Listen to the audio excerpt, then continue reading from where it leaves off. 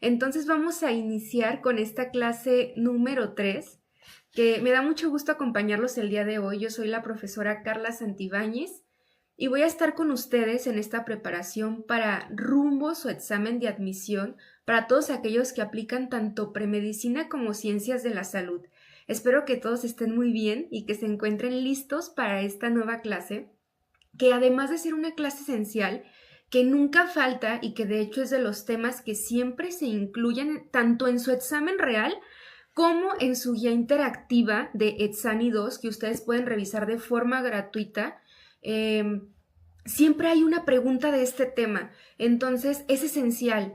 Pero algo interesante es que además de ser esencial, es una clase que yo les prometo que es divertida. Es una clase que nos interesa y que nos emociona porque vemos preguntas y temas relacionados obviamente con el área de ciencias de la salud, que es algo que nos apasiona a todos los que estamos aquí. Y entonces creo que es una clase que van a disfrutar. Va, entonces, una vez dicho eso, vamos a comenzar con la clase de signos y síntomas. Cualquier duda que tú vayas teniendo a lo largo de la clase, por favor, pónmela en los comentarios para que yo pueda contestarla y que de esta clase te vayas súper listo y súper lista para tu examen con el tema de signos y síntomas. Que si a una pregunta te aparece este tema, tú digas, yo la puedo contestar correctamente porque vi mi clase con UNX en TikTok, en un en vivo, y puedo contestarla, ¿sale?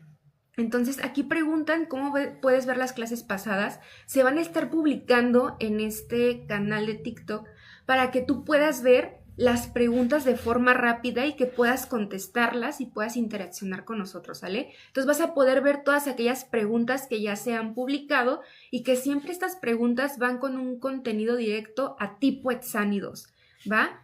Tanto para ciencias de la salud como para premedicina. Y esta clase también se va a estar publicando posteriormente en este canal con las preguntas específicas que estaremos revisando. El día de hoy vamos a hacerlo de forma dinámica. Yo les voy a presentar tipos de reactivos que se presentan en el examen real y también en estas guías interactivas con las que podemos estudiar para poder aprobarnos estos o comprobar estos conocimientos que vamos a ir adquiriendo, ¿sale? Hola, ¿cómo estás? Soy el profe Luis Conchas y quiero hacer una pequeña pausa a esta clase que estás tomando con el doctor Dani o con la doctora Carla de preparación para tu Etsani 2, módulo de premedicina o módulo de ciencias de la salud. Quiero que conozcas el curso de UNX especializado en estas áreas, donde vas a tener clases en vivo, acceso a una plataforma, ejercicios de práctica, exámenes de simulación y acompañamiento en asesorías para que domines todos los temas que necesitas saber para premedicina, ciencias de la salud o incluso biología. Como puedes ver en la imagen, vas a tener acceso a la plataforma desde el mes de febrero hasta junio de 2026 y tenemos dos alternativas para que tomes las clases en vivo. La primera es, el primer ciclo es del 9 de febrero hasta el 27 de marzo y el segundo ciclo es del 6 de abril al 22 de mayo. Existe la alternativa lunes, miércoles y viernes o la alternativa sábados y domingos, la que mejor se adecue a tus tiempos de estudio. Debes saber que existen precios preferenciales para alumnos activos de UNX, incluso desde membresías. Pero si tú quieres tomar solo el programa de premedicina, también existe un precio regular para que te puedas integrar en la modalidad que tú quieras. Y recuerda, lo más importante es que te enfoques en los temas que sí aparecen y cómo se preguntan en tu examen de admisión. Por último, te dejo una imagen donde vas a poder observar cada uno de los temas que se van a ver durante estas 7 semanas en el ciclo 1 o en el ciclo 2 para que estudies, te prepares para tu Etsani 2, para los módulos de premedicina, ciencias de la salud y superes con éxito tu próximo examen de admisión a la universidad. También te dejamos los teléfonos o en la descripción del video un enlace para que puedas pedir más información, te inscribas y te pongas a estudiar para tu examen de Etsani 2. Entonces vamos a comenzar, chicos, con nuestra primera pregunta. Yo siempre les digo a todos mis alumnos que para poder nosotros conocer un tema tenemos que empezar sí o sí definiendo lo que es un signo o lo que es un síntoma. Y esta pregunta que se nos muestra a continuación nos va a ayudar a poder definir qué es un signo y qué es un síntoma. Que si tú puedes entender lo que es un signo y lo que es un síntoma y la palabra esencial, que yo siempre llamo que es la estrellita de la clase, Si nosotros podemos entender esa estrellita de la clase o de la pregunta, vamos a poder responder cualquier pregunta que me hagan de signo y síntoma, ¿sale? Entonces, comencemos con esta primera pregunta que nos dice, ¿cuál de las siguientes definiciones corresponde a un síntoma? Y voy a activar mi plumero láser para poder señalarte aquello que estamos leyendo. La opción A me dice que un síntoma, y por favor, veme diciendo cuál es la respuesta correcta, es lo que el paciente dice de su malestar. Por lo tanto, corresponde a una manifestación objetiva. La opción B me dice, es un hecho detectado por el médico. Por lo tanto, es una manifestación objetiva. Y finalmente, la última letra, que es la C, me dice, es lo que el paciente dice de su malestar. Por lo tanto, corresponde a una manifestación subjetiva. Y claramente, como la mayoría de ustedes me está contestando, es la letra C. ¿Es lo que el paciente dice de su malestar? Claro que sí. Y nosotros nos podríamos confundir y contestar de forma inmediata con la letra A, porque me dice lo mismo. Es lo que el paciente dice de su malestar. Pero la diferencia entre la opción A y la opción C es que la opción A me dice que es una manifestación objetiva, pero la C me dice que es una manifestación subjetiva. Ahí está la clave y es a lo que me refería cuando yo te decía que lo que sí o sí debes de recordar de tus clases es objetivo contra subjetivo, es decir, esa estrellita, ¿va? Esa es la estrellita de esta pregunta que tú te vas a llevar el día de hoy. La diferencia entre un síntoma y un signo, diferencia entre subjetivo y objetivo. Siempre que yo me refiera a un síntoma, que es lo que me están preguntando aquí, nos referimos a una manifestación subjetiva. ¿Por qué subjetiva, Carla? Porque no la podemos comprobar, no la podemos cuantificar, simplemente es lo que el paciente me dice de su malestar. Algunos ejemplos para que nos quede más claro sería, ¿sabes qué? Que tengo dolor de oído, que a eso le llamamos otalgia. Siempre que veamos este sufijo algia, vamos a estar nosotros refiriéndonos a un tipo de dolor. El dolor es la máxima expresión de un síntoma, porque yo no puedo medir cuánto dolor tengo yo o tienes tú. Si un paciente llega contigo, futuro doctor o futura doctora, y te dice que tiene un dolor de cualquier parte de su cuerpo, tú no vas a poder medirlo, no vas a poder decir si le duele mucho o le duele poco. ¿Por qué? Porque el umbral del dolor es único y es diferente. Yo tengo un cierto umbral del dolor, tú tienes otro y tu paciente tiene otro. No podemos decir que si alguien me dice que me duele un 5, siempre le duele de forma moderada o de forma media. Claro que no. Es algo subjetivo porque es algo que el paciente dice que siente. Siente, por eso se llama síntoma, ¿sale? Entonces el dolor es la máxima expresión de un síntoma. Siempre que nosotros veamos entre nuestras opciones algo que nos habla de dolor, es sí o sí un síntoma, nunca puede ser un signo, porque nos habla de algo subjetivo. Claro que como médicos en la medicina siempre pensamos en volverlo objetivo para poder determinarlo, pero nunca se puede, aunque lo intentemos nunca se puede, ¿vale? Porque no lo podemos medir como lo estamos diciendo. Lo que sí es que utilizamos herramientas. Entre estas herramientas utilizamos, por ejemplo, la escala de EVA, que nos habla qué tan bien se siente un paciente del 1 al 10. Yo le digo a mi paciente, oye María, del 1 al 10, ¿qué tanto te duele ese oído? ¿Cómo está tu otalgia? Y ella me puede decir, me duele un 5, o sea, mi dolor es moderado. O me puede decir, me duele un 1, apenas si siento el dolor, pero me interesa saber qué es lo que tengo, doctor o doctora. O tal vez me diga, me duele un 10, es el máximo dolor que he tenido en toda mi vida y yo ya quiero que esto se me quite. Entonces, así es como utilizamos algo que llamamos escala de EVA. Yo sé que algunos de ustedes ya han acudido al doctor por algún tipo de dolor, no es dolor de oído específicamente, puede ser cefalea, que es el dolor de cabeza, puede ser mialgia, dolor muscular o cualquier otro tipo de dolor, ¿sale? Y siempre nos dicen del 1 al 10 qué tanto te duele. Cuando a ti te dicen del 1 al 10 qué tanto te duele, nos estamos basando en la escala de EVA, en la escala de visualización análoga, para poder interpretar o valorar el dolor en el grado de mi paciente.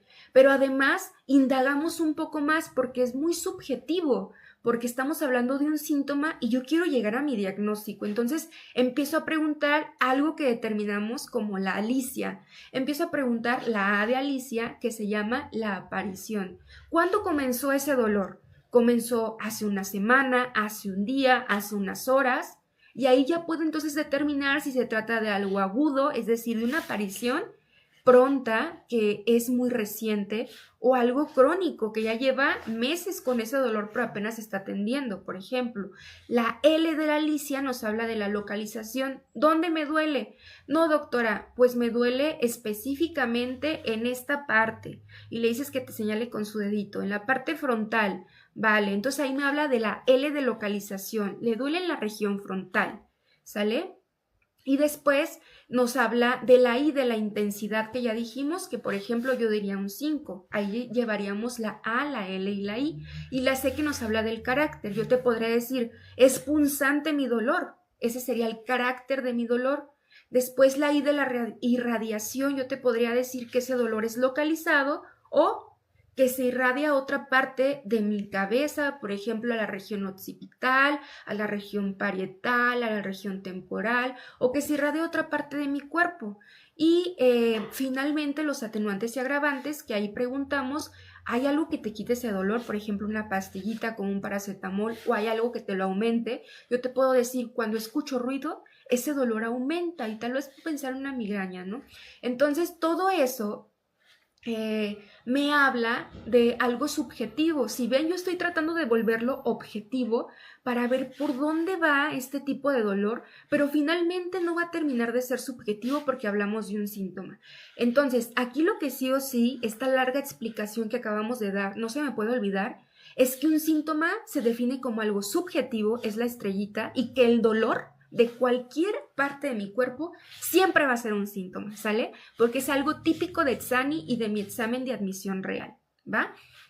Aquí preguntan sobre las clases y van a poder revisarlas posteriormente en esta plataforma y en este canal para que puedan seguir interaccionando con nosotros y también que se sigan preparando de forma gratuita en este curso que vamos a estar llevando tanto el doctor Dani como una servidora Carla por parte de UNX, ¿sale? Para ustedes, para que se preparen para a este examen próximo de Etsani 2. Y bueno, la diferencia con un signo, si yo les dije que la palabra estrella en un síntoma es subjetivo, en un signo es objetivo. Es lo contrario. Entonces podemos decir que un signo es algo que es detectado por el médico. De hecho, la letra B me está diciendo la respuesta o la definición de un signo. Es un hecho detectado por el médico, por lo tanto, es una manifestación objetiva. ¿Por qué objetiva? Porque es detectable, porque es cuantificable, porque es observable, es verificable, ¿sale? Un ejemplo de ello son nuestros signos vitales. La frecuencia cardíaca, la frecuencia respiratoria, la presión arterial, la saturación de oxígeno, la temperatura corporal, la glucemia, todos estos son objetivos. ¿Por qué? Yo te dije que la frecuencia respiratoria, por ejemplo, es objetiva. De hecho, se llama signo, es un signo vital. ¿Por qué? Porque yo puedo contar cuántas veces respiro por minuto. Una respiración se compone tanto por inspiración como por expiración. Estos dos elementos van a formar una respiración completa. Entonces yo puedo contar cuántas veces respira mi paciente por minuto y puedo decir, respiro 10 veces por minuto. ¿Está bien o está mal? Ahorita lo vamos a conocer, cuáles son los parámetros normales. Respiró 15 veces por minuto. ¿Está bien o está mal? ¿Respiró 100 veces por minuto? No, pues no, ¿verdad? Entonces, a partir del conteo de estas respiraciones, yo puedo determinar la frecuencia respiratoria. ¿Es objetivo? Claro. Yo puedo verificarlo, puedo cuantificarlo. Por lo tanto, ¿es un signo o síntoma? Pues es un signo porque es objetivo. Otro de ellos, por ejemplo, sería aquí, obviamente, la exploración física completa porque es un hecho detectado por el médico. Y además, hola chicos, aquí me están diciendo, pasé a odonto, muchas gracias. Qué padre que ya estás estudiando lo que tú deseabas estudiar y gracias por prepararte con nosotros.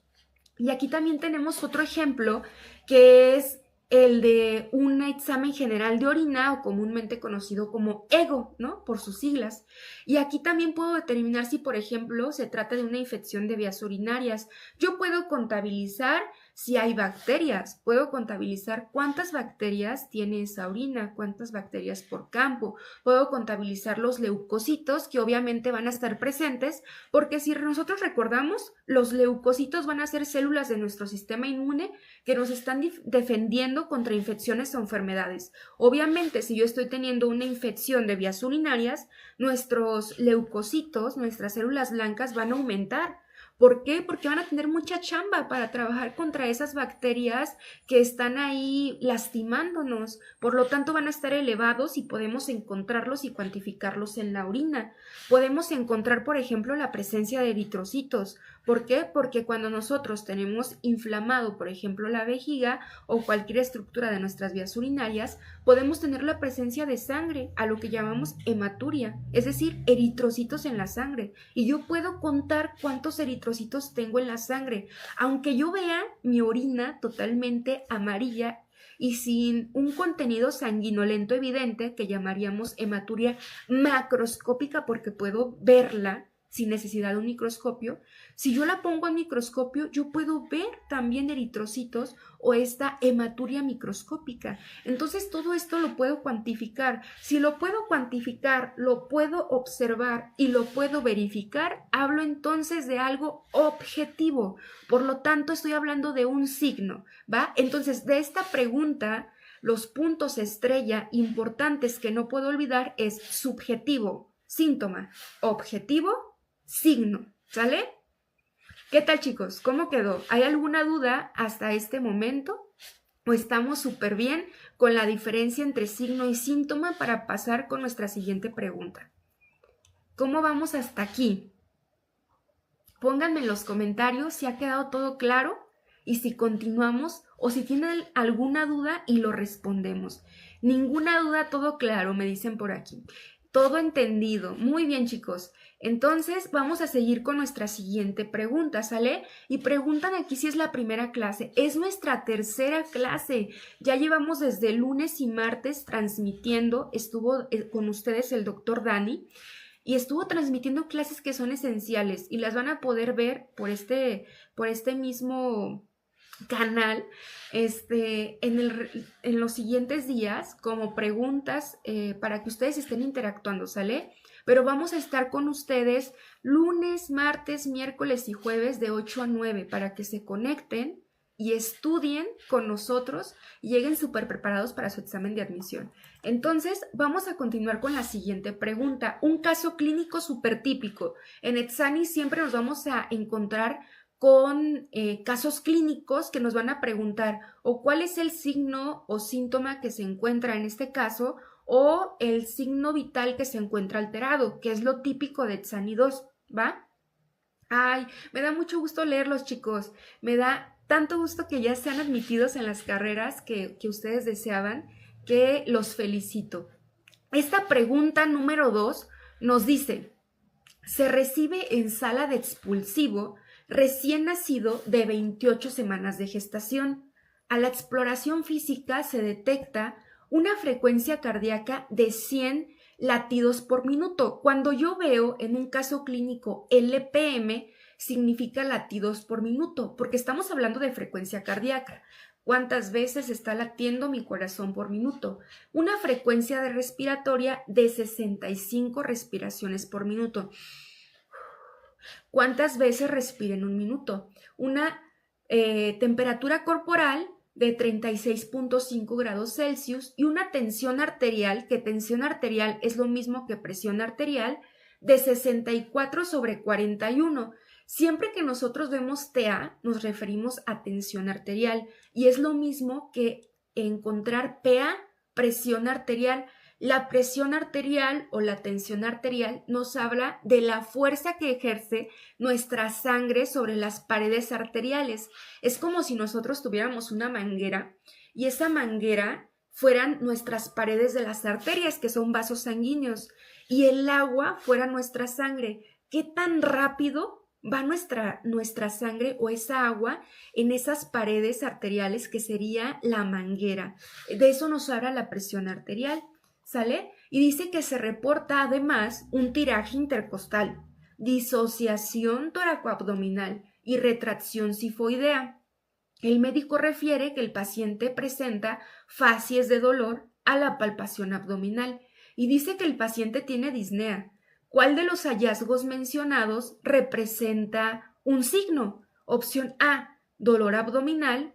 Opción B, tiraje intercostal. U opción C, disnea. Y esto es un caso típico que no está inventado.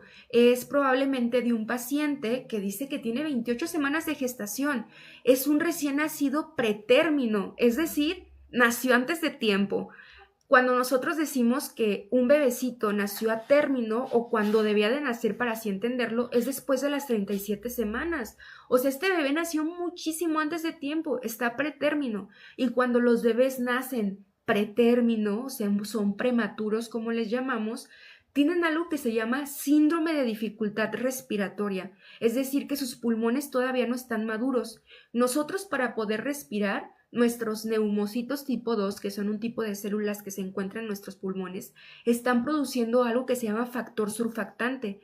Este factor surfactante nos permite que esos bronquiolos y esos alveolos se encuentren dilatados, que no estén colapsados, que no haya telectasias y entonces permita la ventilación y la perfusión.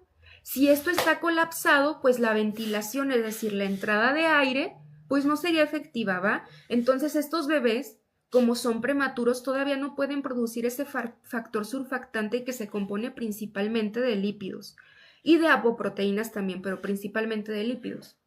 ¿Qué es lo que pasa? Que esta tensión superficial no es vencida y por lo tanto, ¿qué pasa? Que los alvéolos se colapsan y no puede entrar ese aire y entonces va a presentar signos y síntomas de dificultad respiratoria, como este pequeñín. Aquí me preguntaban, ¿qué es tiraje intercostal? Y les voy a poner un video porque aquí me están diciendo que la respuesta correcta es la letra B y claro que están en lo correcto. Es el tiraje intercostal. ¿Por qué no es dijimos que el dolor es la máxima expresión de un síntoma y aquí nos preguntan sobre un signo. Por lo tanto, respuesta incorrecta. La opción C la descartamos porque muchas veces creemos que la disnea es dificultad respiratoria. ¿Qué es la diferencia entre disnea y dificultad respiratoria? Que la disnea es un síntoma y la dificultad respiratoria es un signo. ¿Por qué? Porque la disnea es la sensación de esa falta de aliento que nos dice un paciente. Yo puedo decirte, ay, doctora, siento que me falta el aire. Eso es un síntoma, porque dijimos que un síntoma es subjetivo y es lo que el paciente dice de su malestar. Mientras que el tiraje intercostal es uno de los elementos que forman parte del signo de dificultad respiratoria. Eso sí es un signo, porque yo puedo ver cómo es que está este tiraje intercostal y te puse un video para que veas lo que es tiraje intercostal y te quede claro.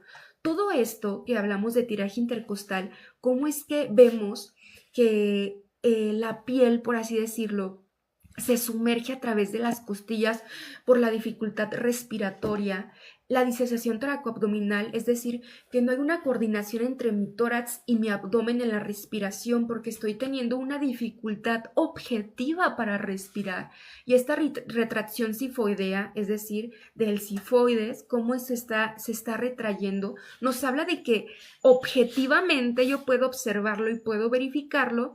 Tiene una dificultad respiratoria, diferente a la disnea, que es la sensación solamente, ¿sale? Esa es la diferencia entre una y otra por si había quedado duda. Entonces, el tiraje intercostal se le da la respuesta correcta y para aquel que me preguntaba específicamente qué es el tiraje intercostal, puse un videíto que espero poder reproducirlo y no se reprodujo, pero básicamente se hunde esta piel a través de las costillas y ustedes pueden ver en este extremo, ven cómo se ven las costillas delimitadas porque la piel se hunde en los espacios intercostales. Eso se llama un tiraje intercostal Y cuando nosotros vemos eso en los neonatos, en los recién nacidos, nosotros podemos decir que está teniendo dificultad respiratoria y necesita una ayuda extra, por ejemplo, ponerle las puntitas nasales para darle oxígeno, ¿no? Entonces, en esta opción nos quedamos con la letra B. Nosotros no tuvimos que conocer, como ustedes ven, qué es el síndrome de distrés respiratorio, pero simplemente con saber la diferencia entre objetivo y subjetivo, yo puedo determinar cuál me habla de signo y cuál me habla de síntoma. Ahora seguimos con la tercera pregunta que nos dice: Mario acudió al centro de salud por presentar 140 latidos por minuto, diaforesis, que la diaforesis nos está hablando de una sudoración excesiva, dolor de pecho, es decir, un síntoma, inquietud, también un síntoma, tos de inicio súbito, que aquí sí me gustaría conocer su respuesta, chicos. ¿La tos es un signo o es un síntoma? ¿Qué me dicen ustedes? ¿Qué me dicen? ¿Es un signo o es un síntoma? Porque es una pregunta típica. Dice, por ejemplo, Mariana que es un signo, pero Ricardo nos dice que es un síntoma. Y algunos dicen que es síntoma y algunas que es signo. Están 50%. Entre uno y 50% en otro. Y yo estoy de acuerdo con ustedes.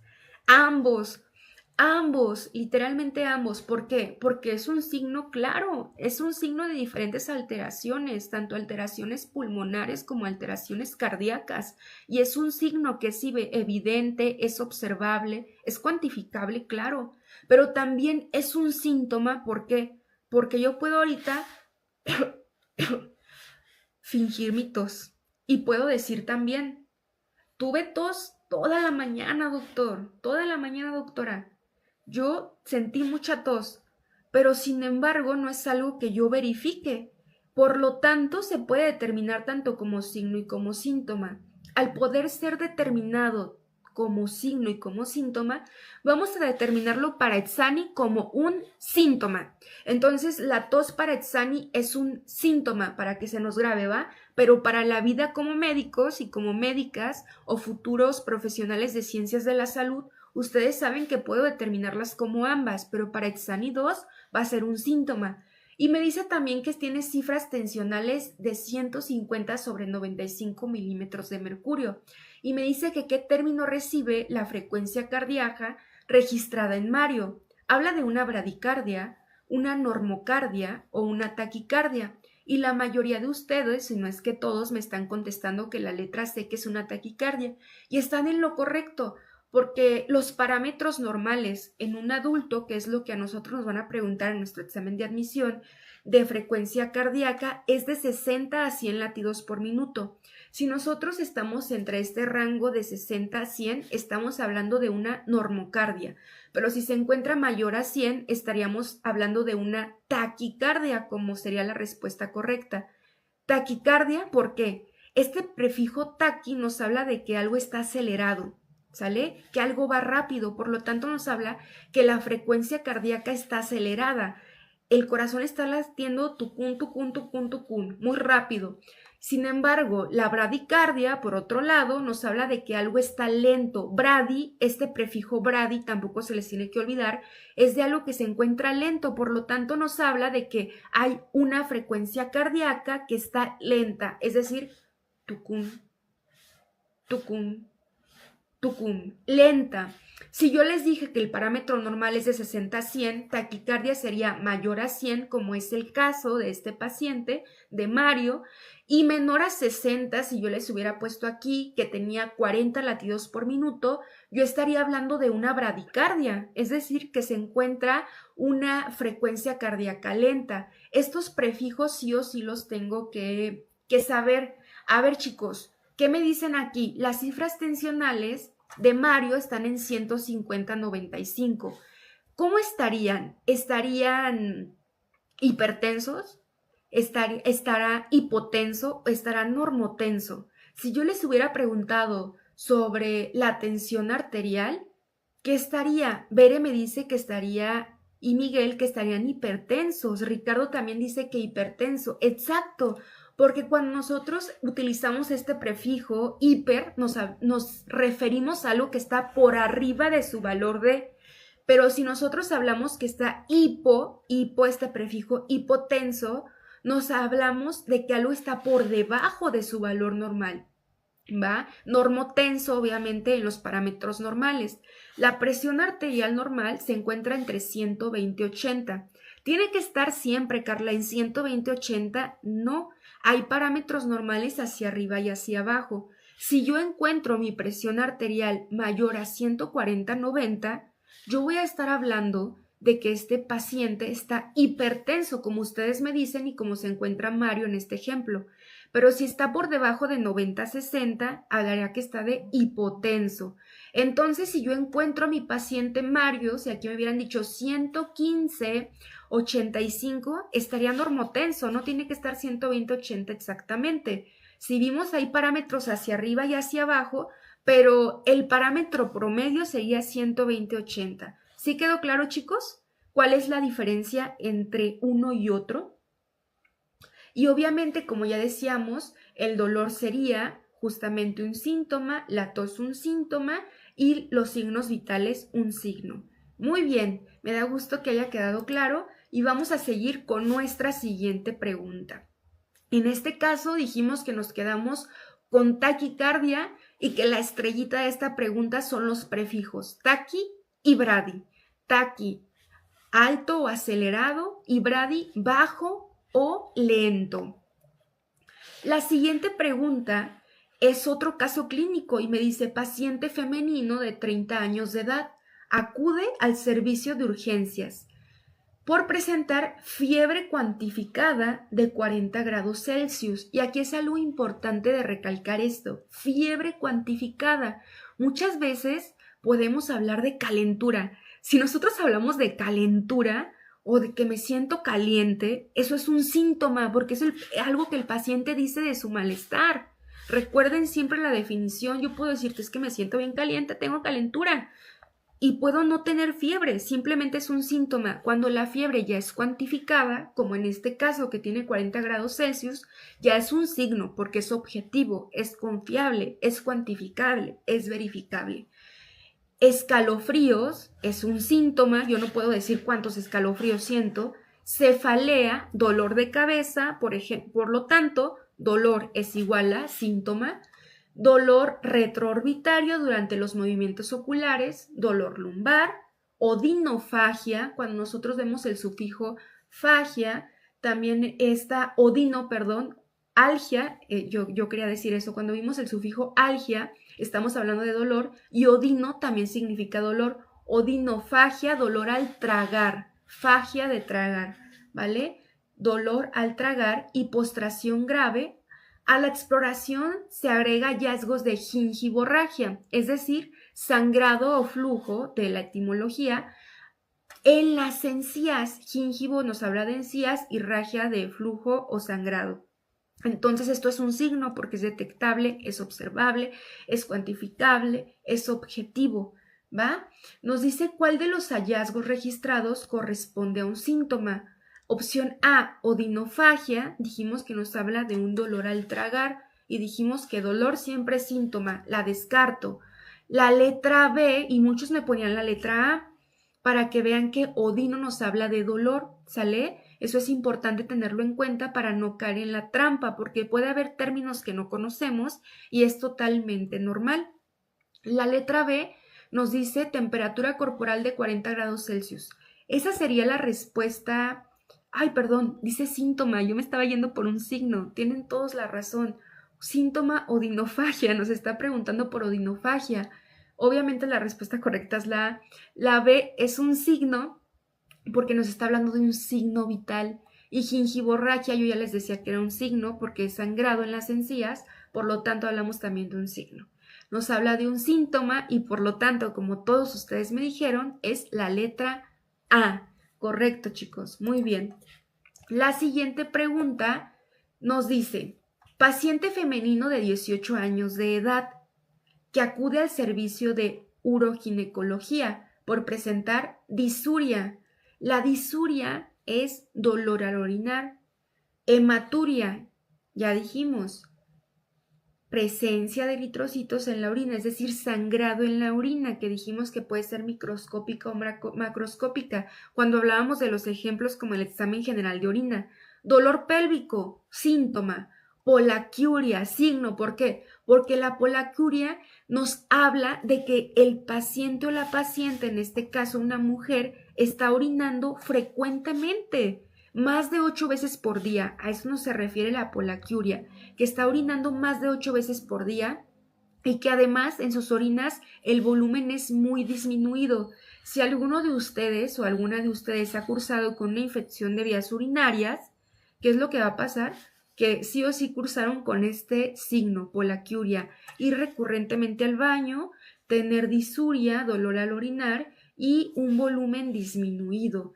Diferente a la poliuria, ¿sale? La poliuria, como dice poli de mucho, nos habla de que hay un volumen abundante, más de 2 litros por minuto. Y dice, y refiere que su orina parece concentrada y con mal olor. Básicamente nos está hablando de que esta orina está contaminada, ¿no? Entonces seguramente esta paciente está cursando con una IBU, con una infección de vías urinarias. Y nos dice, a la exploración física se registra una TA o PA, presión arterial o tensión arterial, de 115/75 milímetros de mercurio y una frecuencia cardíaca de 85, frecuencia respiratoria de 20 y una temperatura corporal de 38 grados Celsius. Y nos dice que qué signo vital se encuentra alterado, la presión arterial, la frecuencia cardíaca o la temperatura corporal. Y como ustedes me dicen, la temperatura corporal es la correcta. ¿Por qué? Porque la presión arterial se encuentra en 115/75 y dijimos que el promedio es 120/80 y que los límites hacia abajo eran 90/60 y hacia arriba 140/90. Se encuentra entre estos parámetros de normalidad, por lo tanto, check, está normal. La frecuencia cardíaca está de 85 y dijimos que de 60 a 10 está normal, por lo tanto, check, está normal. Y la última, que es la temperatura corporal, nos dice que es de 38 grados Celsius. Por lo tanto, está elevada. Fíjense algo aquí. La temperatura corporal normal para Etsani, esto quiero que lo graben bien, porque es lo que tú te debes de aprender para tu examen de admisión, es de 35.5 a 37.4. 35.5 a 37.4. Eso es lo que me va a preguntar mi examen de admisión para Etsani 2.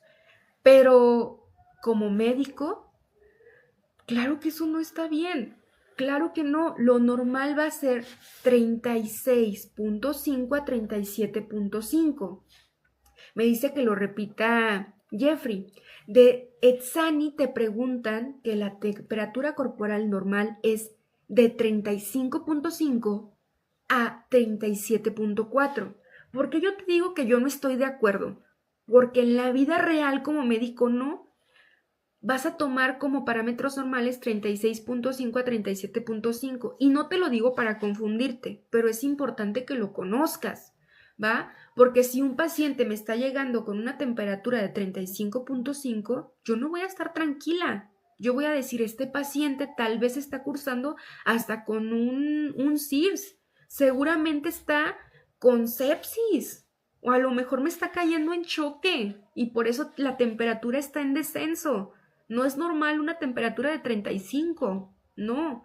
Pero para Etsani, para mi examen, yo voy a decir que sí, porque me interesa pasar mi examen de admisión. Entonces, 35.5 a 37.4, ¿sale? Muy bien, chicos. Y me preguntaban que si tal vez esto se trataba de una infección. Y sí, así es. Nos habla de una infección de vías urinarias, este caso clínico, como me comentaban también ustedes, ¿va? Entonces, la temperatura corporal total ya se les quedó claro. A ver, escríbanme aquí en los comentarios cuál es la temperatura corporal normal para mi examen de admisión, si es que ya quedó claro. Y claro que este parámetro se sale de la normalidad. 38 grados Celsius, o sea, está elevado. Entonces nos habla de que nuestras células del sistema inmunológico están actuando. Cuando nuestro cuerpo nos defiende contra infecciones y enfermedades, nuestros leucocitos, nuestras células blancas, ¿qué es lo que hacen? Están liberando moléculas que se llaman unas interleucinas. y también factores, ¿no? Pero las interleucinas, y ahorita como cultura, la interleucina 1, la interleucina 6 principalmente, el factor de necrosis tumoral alfa, todos estos están actuando y nuestro hipotálamo empieza a ¿qué? Actuar como este regulador térmico. Espero que en un futuro veamos una clase de sistema nervioso y sistema endocrino que sé que les va a encantar y van a entender cómo este hipotálamo actúa para elevar esta temperatura corporal. Entonces estos pirógenos endógenos están elevando nuestra temperatura porque están trabajando en luchar con estas bacterias, ¿sale? Y por eso es que se eleva nuestra temperatura cuando estamos enfermos. Eso quiere decir que nuestro sistema inmune está actuando. Entonces no hay que tenerle miedo a la temperatura, ¿va? Hay que dejar que haga su chamba. Claro que si está elevándose más, ya de 38, ya tengo 39 grados Celsius, hay que controlarla porque no quiero convulsionar, ¿sale? Pero básicamente eso es lo que pasa en nuestro cuerpo, como explicación por pura cultura propia, pero nos quedamos con la respuesta C, como todos ustedes me dijeron. Penúltimo caso, casi terminamos. El día de hoy estamos compartiendo 7 casos clínicos. Este ejercicio me está diciendo, paciente masculino de 1 mes de edad que acude al servicio de pediatría. A la exploración física se detecta hipotonía generalizada, facies característica con fisuras palpebrales oblicuas, hacia arriba, y orejas pequeñas, implantación baja, se observa con una lengua protuyente, secundaria una macroglosia, es decir, una lengua grande, e hipotonía orofacial, una de las principales características de este síndrome. De hecho, la macroglosia también se observa porque la lengua son músculos, y si hay hipotonía, nuestros músculos están menos tensos, están relajados. Entonces la lengua también se relaja porque es un músculo. Por lo tanto la vemos así, ¿no? Manos pequeñas, separación aumentada entre el primer y segundo ortejo. A nuestras manos, nuestros dedos, como lo acabo de decir, les decimos dedos. Pero a los dedos de los pies, el término médico específico es ortejo. No les llamamos dedo del pie, le llamamos ortejo. Primer ortejo, segundo ortejo y así hasta el quinto, ¿va? Algo que también aprendimos hoy. Se encuentra reporte de genética diagnosticado como una trisomía 21. Las características antes mencionadas corresponden a qué síndrome. Si yo no sé qué características tiene el síndrome con característica de trisomía 21, puedo ignorarlo, pero esto me dice la respuesta. Hay una trisomía 21 y nuestro Etsani 2 nos pregunta las trisomías características, que es la trisomía 21, la trisomía 18 y la trisomía 13. Eso nunca falta, una pregunta de estas 3 trisomías o del síndrome de Klinefelter, que es un XXY, o del síndrome de Turner, que nos habla de una monosomía X, es decir, que le falta un cromosoma X, ¿vale? Entonces siempre, nunca falta tampoco este tipo de preguntas. Y aquí, como todos ustedes me dicen, la respuesta correcta sería la letra A, síndrome de Down. Si yo no sé que el síndrome de Down tiene todas estas características, con que a mí me digan que tiene una trisomía 21, yo tengo que responder directamente síndrome de Down y no tengo que dudar, porque ese es el diagnóstico de síndrome de Down y cursa con todas estas características. Aquí vemos las fisuras palpebrales hacia arriba, el epicanto, que es este pliegue del párpado que cubre el ángulo interno del ojo, el puente nasal plano, aquí obviamente está sonriendo y no se ve la macroglosia, manos pequeñas, estos niños también tienen una talla baja, pueden tener retraso intelectual que puede ir de leve, moderado o severo, tienen implantación baja de las orejas, pueden tener también cardiopatías, principalmente como comunicaciones, conducto auriculoventricular, comunicación interventricular, comunicación interauricular, pueden tener también una atresia duodenal, etcétera, etcétera. Y también este signo de la sandalia, que por aquí se los puse, que es esta separación aumentada entre el primer y segundo ortejo, que es el dedito gordo del pie y el segundo, ¿no? Se ve más separado. Y bueno, estas son características del síndrome de Down, pero la trisomía 21 es lo que sí o sí no me puede hacer dudar.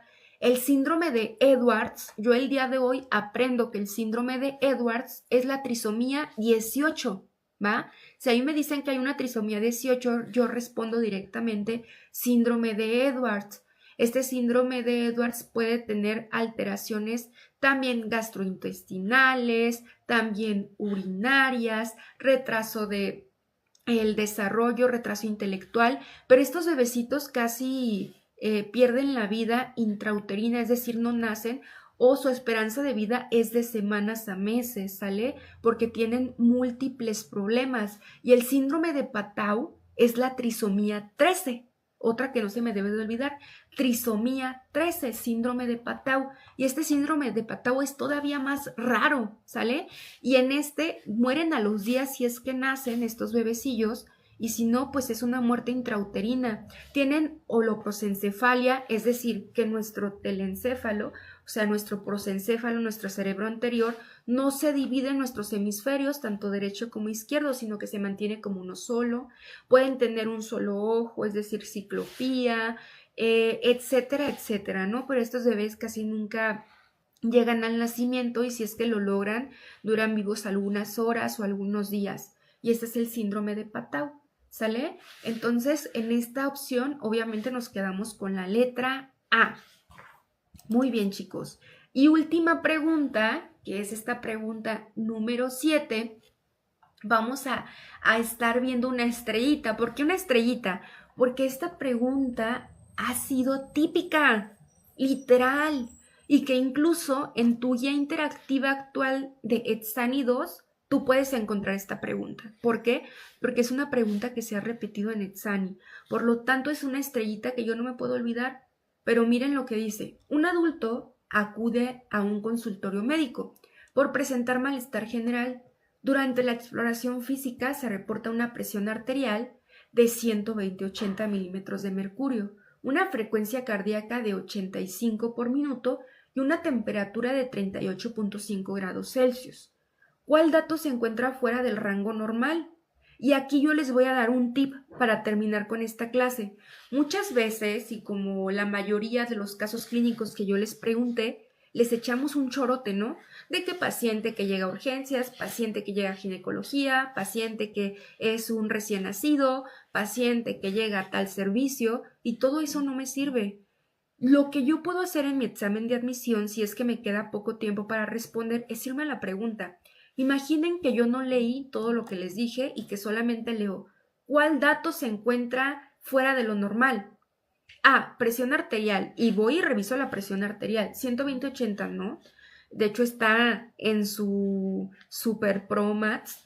B, temperatura, 38.5, es la respuesta correcta. Me quedo con ella, porque para Etsani dijimos, como ustedes bien me contestaron hace un momento, 35.5 a 37.4. Y frecuencia cardíaca, para no dejarla pasar, 85. Está normal, la temperatura es mi respuesta correcta. Y ya no leí todo esto. Y así con otros ejercicios, porque muchas veces me pueden preguntar cuál es un signo y cuál es un síntoma, simplemente. Y con las puras opciones puedo llegar a mi opción correcta. Entonces, si en algún momento yo me quedo sin tiempo, me voy a la pregunta y respondo este reactivo de mi examen de admisión, ¿sale? Para llegar a la respuesta correcta. Y con esto, chicos, estaríamos terminando. Yaret me pregunta cómo adquieres el curso. Yaret, justamente vamos para allá, fíjate. Comercial. Vamos a iniciar el siguiente curso este 9 de febrero. Son 7 semanas completas que nos vamos a estar viendo lunes, miércoles y viernes. Si es que estás en el programa de semana, en el semi-intensivo, o fines de semana, si es que solamente te puedes conectar sábados y domingos, inicia el 14 de febrero. Son 7 semanas, vamos a ver los temas más preguntados, estaremos abarcando el temario tanto de premedicina como de ciencias de la salud, con la aplicación de exámenes simulacro que obviamente están pensados para simular muy bien estas preguntas típicas de Etsani 2.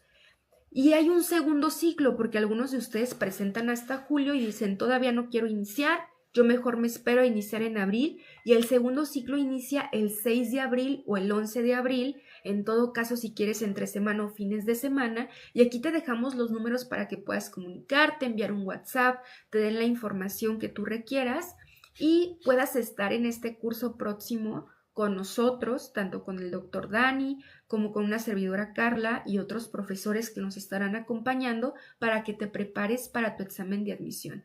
Y así como ustedes dicen, estas clases vamos a estar otorgándolas de lunes a jueves de 8 a 9 de la noche. Obviamente el temario completo se estará abordando en el curso de UNX, donde te estaremos acompañando de una forma muy directa, pero aquí te dejo toda la información. Chicos, antes de irme y de terminar esta hora de clase, me gustaría saber si hay alguna duda. Si hay alguna duda, quiero contestarla antes de irme de la clase que vimos el día de hoy. ¿Quedó alguna duda de signos y síntomas? ¿O están súper listos para que lleguen a su examen y cualquier pregunta de este tipo la puedan responder 100%? Alondra, no tengo todavía canal de YouTube, posteriormente y se los pasamos, ¿sale? Así es, le sirve para las carreras relacionadas a ciencias de la salud. Dependiendo de tu centro universitario, te estarán pidiendo premedicina o ciencias de la salud, pero este tema de signos y síntomas corresponde tanto al área de premedicina como el de ciencias de la salud, para ambos, ¿va? Por lo tanto, este tema tiene que quedar súper bien entendido. ¿Cómo puedo identificar un signo y un síntoma? Como yo les decía anteriormente, la palabra clave será subjetivo y objetivo, ¿va? Eso sí o sí será la respuesta correcta, subjetivo y objetivo. Si yo veo, por ejemplo, dolor abdominal, yo voy a pensar, ¿lo puedo cuantificar? ¿Lo puedo corroborar? ¿Yo lo detecto? ¿O es algo que el paciente me dice? Es algo que el paciente me dice. Síntoma, ¿va? Si es algo que digo, es evidente, puedo cuantificarlo, puedo detectarlo, es objetivo. Signo. Esas dos palabras son las estrellitas de la clase, chicos. Dicen que ninguna duda hay que aprender los términos médicos y es otra de sus clases que incluye el temario de ciencias de la salud. Claro que sí. Estás cursando el tercer año, muchas felicidades. El horario de las clases será de 8 a 9, chicos, ¿sale? Ay, qué lindo, Faust. Dice que te preparan para todo, ¿verdad que sí? La verdad es que sí, llegan muy preparados para sus clases. Nuestro primer objetivo, siempre decimos en UNX que tenemos dos objetivos en el área de premedicina y ciencias de la salud. El primero y el más importante, que pases tu examen de admisión, pero el segundo es que llegues con las bases suficientes, necesarias y un punto más arriba para tus primeros semestres. Y te aseguro que llegas con un nivel mucho más elevado. Gracias por sus mensajes, chicos. Y dicen, ¿estudiar medicina es difícil? Sí, depende de ti. La verdad es que cada persona se pone sus retos. Puede ser súper comprometido o más o menos comprometido, pero medicina es difícil, sí, es difícil, pero vale la pena. Es una carrera que muy satisfactoria y si es tu vocación, la vas a disfrutar todos los días. Pero bueno, chicos, entonces creo que todo está resuelto. Les deseo todo el éxito en esta preparación del examen. Va comenzando el año, entonces les recomiendo que sigan conectándose a estas clases gratuitas donde las estaremos acompañando para que lleguen preparados a su examen, ¿sale? Y ahí tienen la información necesaria por si alguno de ustedes la requiere. Y yo los dejo, chicos. Yo los dejo, me dio gusto compartir este día con ustedes, espero que hayan aprendido algo el día de hoy. Si aprendieron una cosa, estamos bien servidos. Les deseo una bonita noche y yo los estaré viendo el próximo lunes. El próximo lunes y próximo martes estaré con ustedes nuevamente para compartir nuevas clases y nuevos temas. Nos vemos, que descansen, bye.